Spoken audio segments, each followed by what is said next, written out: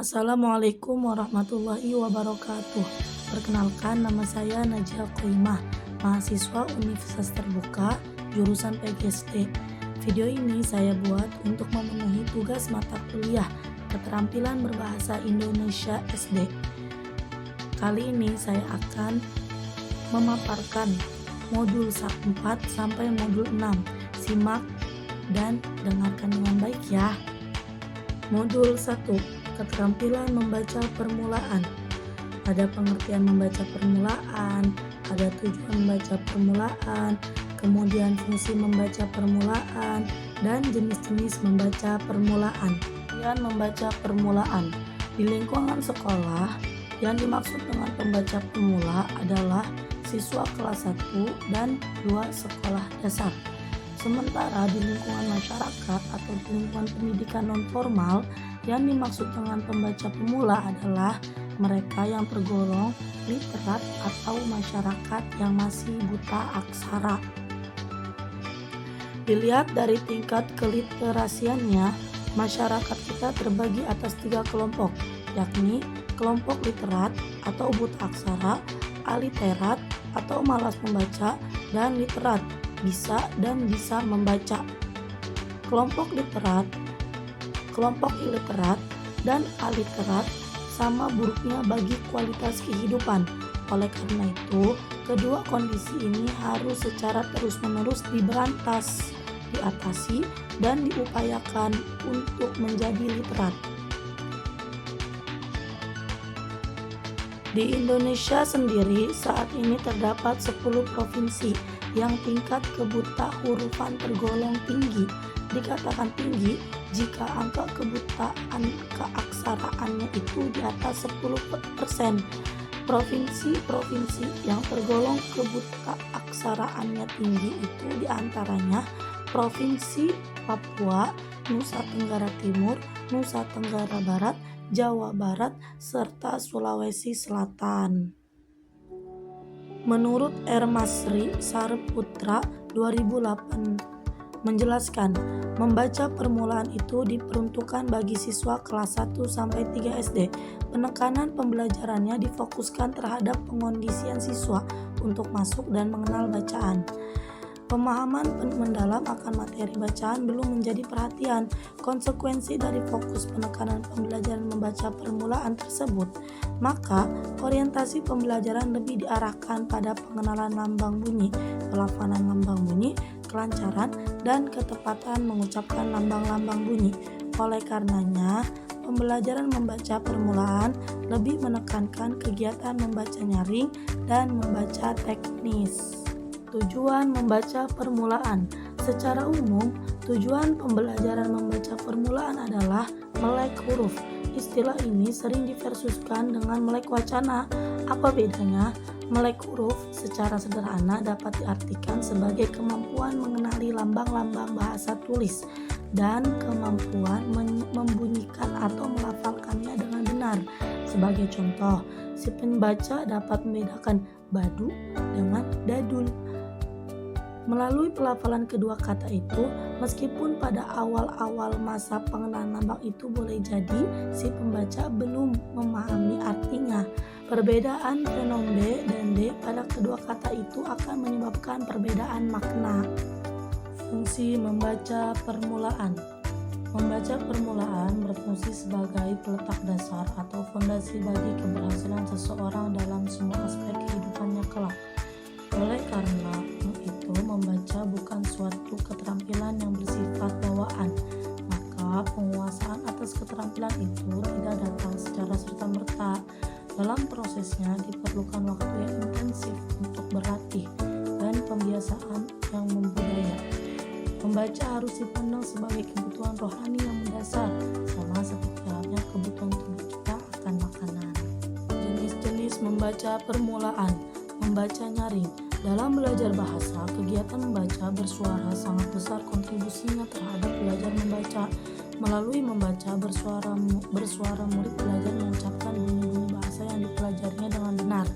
Bahkan, murid bukan hanya belajar mengucapkan bunyi-bunyi bahasa yang dipelajarinya, tetapi juga belajar mengucapkan kelompok kata, kalimat, dan bahkan mengucapkan suatu wacana utuh dengan benar melalui membaca bersuara. 2. Membaca teknis. Selain membaca bersuara, jenis membaca permulaan yang diajarkan di kelas rendah adalah membaca teknis. Pada membaca jenis ini, anak-anak sudah mulai dibimbing ke arah pembacaan teks secara tepat menurut pelafalan dan intonasinya. Tanda-tanda baca yang menandai intonasi mulai diperkenalkan. Keterampilan membaca lanjut. Pengertian membaca lanjut. Ada tujuan membaca lanjut, kemudian fungsi membaca lanjut, dan jenis-jenis membaca lanjut. Keterampilan membaca lanjut. Pengertian membaca lanjut. Keterampilan membaca lanjut ini diberikan setelah seseorang melek huruf. Oleh karena itu, tuntutan dari kemampuan membaca lanjut tidak hanya sebatas mengenali lambang tulis dan dapat membunyikannya, melainkan juga harus memahami makna atau maksud yang terkandung di dalam lambang, baik makna tersurat maupun makna tersirat. Tujuan membaca lanjut. 1. Membaca untuk memperoleh informasi faktual. 2. Membaca untuk memperoleh informasi khusus. 3. Membaca untuk memberikan pertimbangan atau penilaian. Dan yang terakhir, membaca untuk memenuhi kepuasan dan kenikmatan. Fungsi dan manfaat membaca lanjut. Fungsi utama dari kegiatan membaca lanjut adalah kunci bagi pembuka berbagai ilmu, pengetahuan, dan teknologi dalam membuka dan meluaskan cakrawala wawasan pembacanya. Dengan fungsi seperti ini, kegiatan membaca lanjut harus diorientasikan kepada 2 keterampilan utama dalam membaca, yakni ketepatan memahami isi bacaan dan kecepatan membaca. Jenis membaca lanjut. Jenis-jenis membaca lanjut terbagi menjadi 2, yaitu membaca nyaring dan membaca dalam hati. Membaca nyaring. Kegiatan membaca nyaring untuk kepentingan diri sendiri biasanya berkaitan dengan tujuan penikmatan atau kepuasan emosional. Misalnya saja kegiatan membaca puisi atau membaca indah, membaca teks naskah drama, membaca cerita, dan lain-lain. Sedangkan membaca dalam hati lebih ditujukan untuk kepentingan pemahaman bacaan. Oleh karena itu, masalah-masalah yang berkaitan dengan teknis membaca tidak lagi menjadi sorotan. Mengapa? Karena hal itu dianggap telah dikuasai pada saat pembelajaran membaca permulaan. Mengimplementasikan jenis membaca lanjut. 1. Dengan cara membaca naskah pidato. 2. Dengan cara membaca wacana informatif dari internet. Keterampilan menulis. Modul 5. Keterampilan menulis permulaan. Ada pengertian menulis permulaan, ada tujuan menulis permulaan, dan jenis-jenis pembelajaran menulis permulaan. Pengertian menulis permulaan. Menulis permulaan adalah kegiatan atau kemampuan menggambar, melukis lambang bunyi bahasa ke dalam lambang-lambang tulis sesuai dengan konvensi sistem tanda yang digunakan oleh suatu masyarakat pemakai bahasa. Tujuan menulis. Menulis permulaan diorientasikan untuk tujuan-tujuan berikut. 1. Melatih kelenturan gerak tangan. 2. Menirukan gambar atau lambang bunyi bahasa atau huruf-huruf. 3. Membedakan bentuk atau gambar setiap lambang bunyi. 4. Menulis tegak sambung. 5. Menulis indah. Jenis-jenis pembelajaran menulis permulaan. Jenis-jenis menulis permulaan yang diajarkan atau dilatihkan di kelas 1 dan 2 antara lain: 1. Menjiplak berbagai bentuk gambar. 2. Menjiplak bentuk-bentuk huruf. 3. Menebalkan berbagai bentuk gambar dan huruf. 4. Mencontoh huruf dari buku atau papan tulis. 5. Mencontoh kata atau kalimat dari buku atau papan tulis. 6. Mencontoh teks sederhana dari buku atau papan tulis. 7. Menyalin puisi atau lagu anak sederhana dengan huruf lepas atau huruf tegak bersambung. 8. Melengkapi kalimat berdasarkan gambar. 9. Melengkapi kalimat berdasarkan gambar. 10. Melengkapi cerita sederhana dengan kata yang tepat. 11. Menulis kalimat sederhana yang didiktekan guru dengan memperhatikan penggunaan huruf kapital dan tanda titik. 12. Mendeskripsikan tumbuhan atau binatang di sekitar secara tertulis. Keterampilan menulis lanjut. 1. Ada pengertian menulis lanjut. 2. Tujuan menulis lanjut. 3. Jenis-jenis pembelajaran menulis lanjut. Keterampilan menulis lanjut. Keterampilan menulis lanjut merupakan keterampilan menulis yang sesungguhnya, yakni kegiatan menuangkan gagasan, ide, pikiran, perasaan ke dalam bentuk lambang-lambang bunyi berupa bahasa tulis. Dalam hal ini, bahasa tulis merupakan medium dari kegiatan menulis. Tujuan menulis lanjut. Berdasarkan gagasan De Angelo, Carrigan 2000 mengelompokkannya menjadi 4 kategori, yakni A. Wacana informatif atau informative discourse. B. Wacana persuasif atau persuasive discourse. C. Wacana kesastraan atau literary discourse. D. Wacana ekspresif atau expressive discourse. Sedangkan Hippel 1973 mengadopsi pikiran-pikiran Hugo Hartig sebagaimana dikutip oleh Carrigan 2000 yang membagi tujuan menulis ke dalam 7 kategori seperti berikut ini, yakni 1. Tujuan penugasan atau assignment purpose. 2. Tujuan altruistik atau altruistic purpose. 3. Tujuan persuasif atau persuasive purpose. 4. Tujuan informatif atau informational purpose. 5. Tujuan pernyataan diri atau self-expressive purpose. 6. Tujuan kreatif atau creative purpose. 7.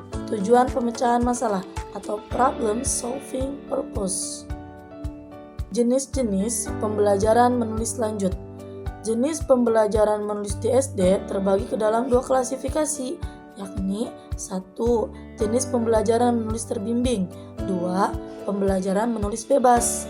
Pembelajaran menulis terbimbing adalah pembelajaran menulis yang melatih dan membimbing si pembelajar untuk melahirkan ide, gagasan, pikiran, atau perasaannya itu berdasarkan rangsang-rangsang yang secara sengaja disediakan.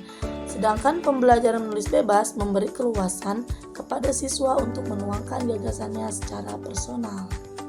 Berikut perbedaan antara menulis bebas dan menulis terbimbing. Menulis membimbing. 1. Menyusun karangan sederhana. 2. Menulis pengumuman dengan bahasa sendiri. 3. Membuat pantun anak. 4. Menuliskan pengalaman dalam bentuk karangan bebas. 5. Menulis surat undangan. 6. Membuat ringkasan isi buku atau bacaan yang dibaca. 7. Menulis laporan hasil pengamatan atau kunjungan. 8. Menulis dialog sederhana antara 2 atau 3 tokoh. 9. Menulis puisi bebas. 10. Mengisi formulir pendaftaran kartu anggota, wesel pos, kartu pos, daftar riwayat hidup, dan lain-lain. 11. Menyusun percakapan tentang berbagai topik. 12. Mengubah puisi ke dalam bentuk prosa. 13. Menyusun naskah pidato atau sambutan, atau yang biasa disebut perpisahan, ulang tahun, perayaan sekolah, dan lain-lain. 14. Menulis surat resmi. Sedangkan menulis terbimbing seperti 1. Menyusun kalimat acak menjadi paragraf. 2. Melengkapi puisi anak berdasarkan gambar. 3. Menulis puisi anak berdasarkan gambar. 4. Menulis karangan sederhana berdasarkan gambar berseri menulis puisi berdasarkan rangsangan gambar.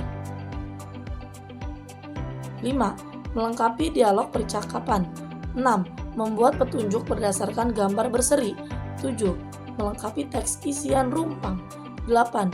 Menulis surat berdasarkan rangsangan kasus. Selanjutnya, mari kita beralih ke modul 6, yaitu pembelajaran keterampilan berbahasa dengan fokus menyimak. Pembelajaran menyimak di kelas rendah. Belajar berbahasa dimulai dengan mendengarkan. Setelah banyak mendengarkan, ia mulai meniru ucapan-ucapan yang pernah didengarnya, dan kemudian mencoba menerapkannya dalam pembicaraan. Berdasarkan standar kompetensi mata pelajaran bahasa Indonesia di SD, Untuk materi pembelajaran mendengarkan peserta didik diharapkan mampu mendengarkan dongeng, wacana lisan tentang deskripsi benda atau denah, teks pendek, puisi anak lisan, pesan pendek, cerita anak, cerita teks drama, petunjuk denah, pengumuman, pembacaan pantun, narasumber, cerita rakyat, cerpen anak, dan berita. Hal penting yang perlu dilakukan terhadap proses mendengarkan itu sendiri yaitu proses mendengarkan meliputi menerima lambang lisan, memberi perhatian, dan menentukan makna. Ada berbagai macam mendengarkan yang dapat dilakukan, seperti mendengarkan estetik, mendengarkan kritis, mendengar komprehensif, dan sebagainya. SSKD menyimak atau mendengarkan kelas rendah. Berdasarkan SKKD pada gambar di samping, materi mendengarkan kelas rendah dapat diklasifikasikan seperti berikut. 1. Deskripsi.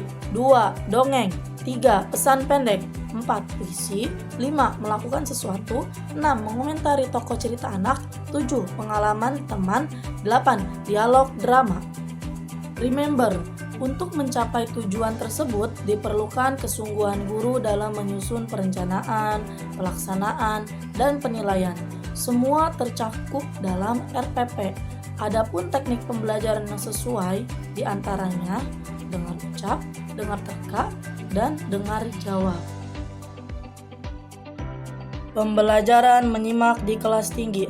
Materi simakan berupa tuturan lisan bersifat fana atau mudah dilupakan. Oleh karena itu, materi simakan tidak perlu terlalu panjang, tetapi harus memiliki tingkat kompleksitas yang tinggi. Materi simakan yang terlalu panjang selain membosankan juga sulit diingat, sedangkan materi simakan yang terlalu mudah akan sulit dieksplorasi. Untuk mengembangkan kemampuan berpikir tingkat tinggi, ada beberapa hal yang perlu dipertimbangkan dalam pembelajaran menyimak atau mendengarkan di kelas tinggi SD, yaitu 1. Butir-butir pertanyaan yang digunakan untuk menguji atau melatih pemahaman. 2. Bentuk pertanyaan diupayakan beragam. 3. Pertanyaan hanya dapat dijawab ketika pembelajar menyimak dengan sesama. 4. Pembelajaran diawali dengan pendahuluan berupa apersepsi yang mampu menarik perhatian pembelajar. 5. Kegiatan inti harus memuat 3 kegiatan utama, yaitu eksplorasi, elaborasi, dan konfirmasi yang dikemas secara menarik. 6.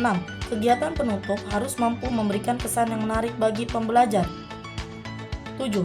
Tugas-tugas yang dikerjakan oleh peserta didik adalah tugas-tugas yang mendukung kecakapan hidup untuk berkiprah di masyarakat. Yang terpenting dari pembelajaran menyimak di kelas tinggi adalah pemahaman guru tentang SKKD-nya, seperti gambar yang telah saya sediakan pada kolom tersebut. Perencanaan, pelaksanaan, dan penilaian berbicara kelas tinggi. Perencanaan dan pelaksanaan pembelajaran menyimak di kelas tinggi diupayakan mengandung unsur-unsur kontekstual, integratif, dan fungsional serta apresiatif. Selanjutnya, penilaian menyimak kelas tinggi SD. Kemampuan menyimak bersifat reseptif. Siswa memahami pesan yang dikomunikasikan secara lisan. Kemampuan ini pada dasarnya lebih bersifat kognitif. Pada jenjang yang lebih tinggi dapat dideskripsikan sebagai kemampuan menganalisis suatu pesan yang disampaikan secara lisan, menyimpulkan sejumlah pesan yang dikomunikasikan melalui rekaman. Implementasi pembelajaran menyimak di kelas tinggi. 1. Mendengarkan cerita. 2. Mendengarkan berantai. Implementasi pembelajaran menyimak di kelas tinggi. 1. Mendengarkan cerita.